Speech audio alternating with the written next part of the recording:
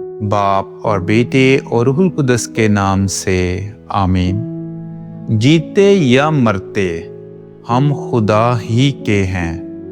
हमारे लिए आज की तिलावत मुकद्दस पौलुस रसूल का रोमियो के नाम खत, उसका 14वां बाब और उसकी 7वीं आयत से लेकर 12वीं आयत तक।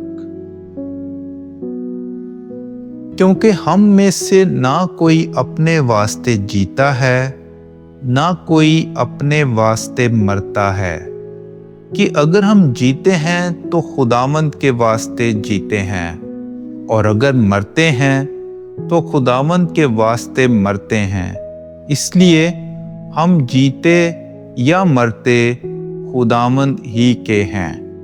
क्योंकि मसीह इसीलिए मरा और जिंदा हुआ ताकि मुर्दों और जिंदों दोनों का खुदावंद हो। तू किस लिए अपने भाई पर ऐब लगाता है, और तू किस लिए अपने भाई को हकीर जानता है? क्योंकि हम सब खुदा के तख्ते अदालत के आगे हाजिर किए जाएंगे।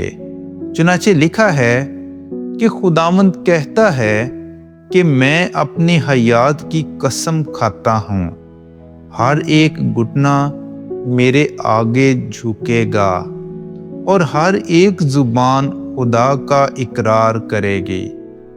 बस हम में से हर एक खुदा को अपना हिसाब देगा।